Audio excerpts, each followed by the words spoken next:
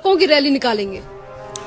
ऐसा है, चाहे वो ट्रकों की रैली निकाले या ट्रैक्टर की रैली निकाले, कानून तो वापस होगा नहीं। और इसका एक समाधान है मेरे पास, तरीका निकाला जा सकता है। और वो तरीका है, सरकार ये स्पष्ट रूप से कह दे कि ये बिल वापस नहीं होगा, ये कानून वापस नहीं होगा, लेकिन, और ये बहुत महत्वपूर्ण है, लेकिन जो राज्य सरकारें इसको नहीं लागू करना चाहती वो ना लागू करें। ठीक है? तो फिर ये पंजाब से आए हुए किसान जो हैं, जाए पंजाब सरकार से कहें मत लागू करो, राजस्थान वाले कहें कांग्रेस की गवर्नमेंट से राजस्थान में मत लागू करो, बंगाल वाले कहें जाके बंगाल वाली से लागू ना करो, खत्म मामला। कि संविधान कानून वापस नहीं होगा, राज्य सरकारों की मर्जी है वो इसको लागू करे या ना करे, बात खत्म हो गई, इनकी मांग पूरी हो गई। अपने अपने राज्य में जाकर के करवा लें अपनी अपनी सरकारों से, मत लागू करो इनको। किस बात का आंदोलन है? ये तमाशा बन गया है एक आंदोलन का कि खुद तो राहुल गांधी पिकनिक मनाने और न्यू ईयर ईव मनाने इटली चला जाता है और वहां से जाके कह रहा है कि यहाँ किसान ठंड में लड़ रहे हैं। अरे अगर तू नेता था असली किसानों का तो मैं देखता ये खुद बैठता किसानों के साथ धरने पे आकर के इतने दिन तक। अगर ये नेतागिरी अपनी उसकी करना चाहता है कांग्रेस की, राष्ट्रीय आंदोलन के तरीके से बैठा जाता था भूख हड़ताल पे, और हड़ताल पे बैठता, आधे दिन भी रह सकता है भूख हड़ताल पे।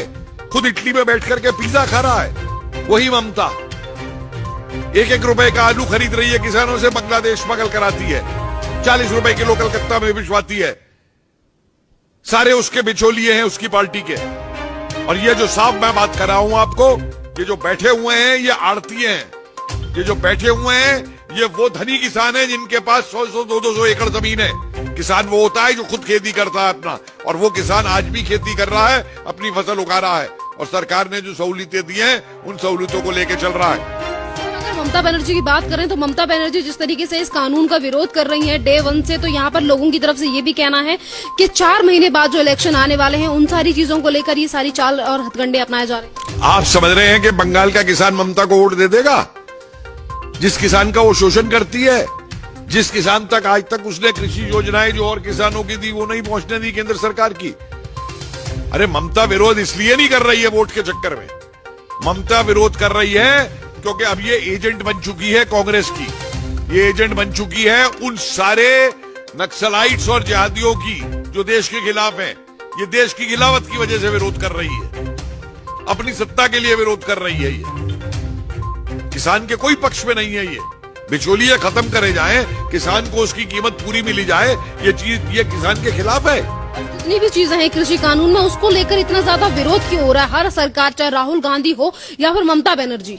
देखिए ये विरोध कृषि कानून का है ही नहीं, मैं तो अब बिल्कुल स्पष्ट हूं इसके। ये विरोध हो रहा है एक्सपेरिमेंट ग्राउंड बना के कि सरकार अगर इसे वापस ले लेती है तो कल को हम सीएए के खिलाफ करेंगे, कल को हम ट्रिपल तलाक के खिलाफ करेंगे, वापस लो, कल को हम 370 के खिलाफ करेंगे। दुनिया मूर्ख नहीं है, ये देश बेवकूफ नहीं है जो इस चाल को नहीं समझ रहा है नक्सलाइट्स की और पीएफआई की और आईएसआई एजेंट्स की और खालिस्तानी एजेंट्स की।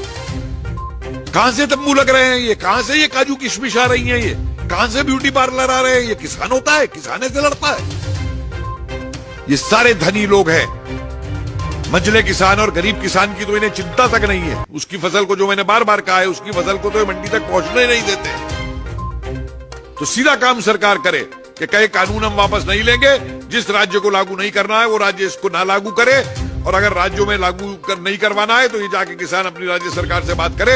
हमने खुली छूट दे दी है राज्यों को कि लागू करें या ना करें। ममता बनर्जी की बात करें तो पश्चिम बंगाल में तमाम समस्या है, उनको लेकर ममता बनर्जी कभी भी बात नहीं करती कि किस तरीके से बीजेपी के कार्यकर्ताओं को दिन दहाड़े मार दिया जाता है और वहीं पर बीजेपी की रैली में जूते तक चलाए जाते हैं। उसको लेकर ममता बनर्जी कुछ नहीं कहती। अगर बात रही कृषि कानून की तो उसको लेकर ये कहती है कि हम उसे लागू तक नहीं होने देंगे, यहाँ पे आने नहीं देंगे। आप बताइए, ये वो है जो कहती थी मैं सीबीआई को ऑपरेट नहीं करने दूंगी बंगाल के अंदर।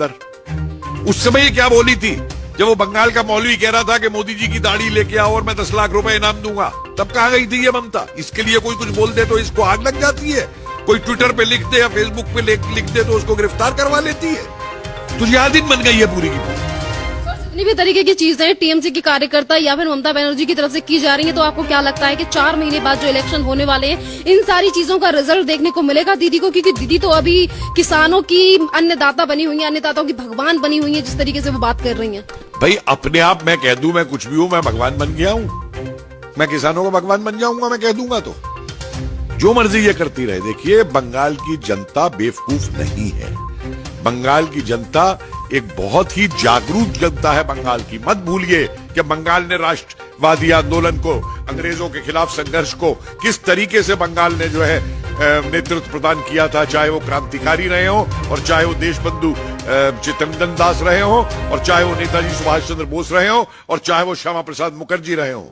किस तरीके से इन लोगों ने बंगाल को बचाया था और बंगाल के लिए कुर्बानियां दी थी। बंगाल की जनता बेवकूफ नहीं है और ना ये बंगाल की जनता अब नक्सलाइटों और लेफ्टिस्टों के कहने पे चलेगी और ना राष्ट्र विरोधी तत्वों के ऊपर चलेगी, ना उनके ऊपर चलेगी जो बांग्लादेश से घुसा करके यहाँ पे लोगों को यहाँ की नागरिकता दिलवा रहे हैं। सर, अगर विपक्ष की बात करें तो जितनी भी विपक्षी पार्टियां हैं या फिर यानी कि जितनी भी राजनीतिक दल हैं, चाहे फिर वो केजरीवाल हो या फिर तमाम अन्य नेता हो, आखिरकार ये इस तरीके की बातें क्यों कर रहे हैं? और यहाँ पर किसानों की अगर हम बात करें, जो आंदोलन चल रहा है उसमें मीटिंग हो रही है, बार बार पीएम नरेंद्र मोदी समझाने की कोशिश कर रहे हैं, पर उसके बावजूद भी किसानों की तरफ से जो आंदोलन हो रहा है उसमें से कुछ लोग निकलकर सामने आ रहे हैं और ये कह रहे हैं कि हम किसानों के नेता हैं और वो डेटे भी बता रहे हैं कि हम तब तक आंदोलन करेंगे।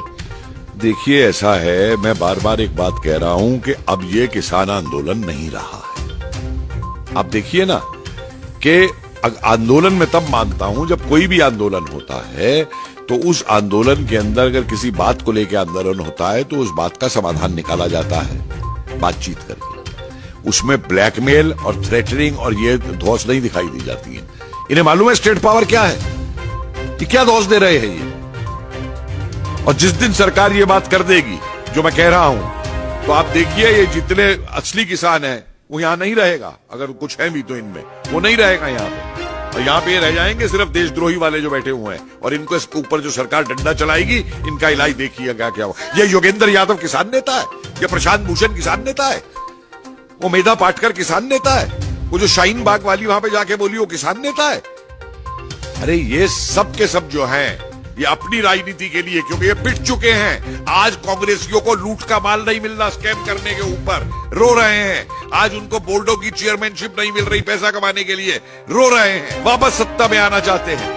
कांग्रेस के ही राहुल गांधी अभी ट्वीट ये करके बोलते हैं और ये कहते हैं कि ये जो आंदोलन है, यानी कि जिसके लिए आपने कहा कि ये किसानों का आंदोलन नहीं है, इसी आंदोलन को लेकर राहुल गांधी ये बोलते हैं कि ये जो आंदोलन है ये चंपारण का आंदोलन बन चुका है और जनता एकजुट हो चुकी है। राहुल गांधी को मालूम भी है कि चंपारण का आंदोलन क्या था। आए मुझसे बात करें चंपारण के आंदोलन के ऊपर। इसको मालूम है बाबा रामचंद्र का अवध का आंदोलन क्या था, जहां से नेहरू ने राजनीति शुरू की थी।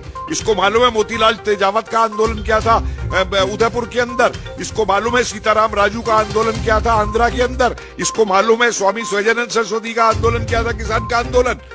अरे जो आदमी काली भैंस के बछड़े में और काली गाय के बछड़े में अंतर नहीं बता सकता, वो किसान आंदोलन समझा रहा है क्या था।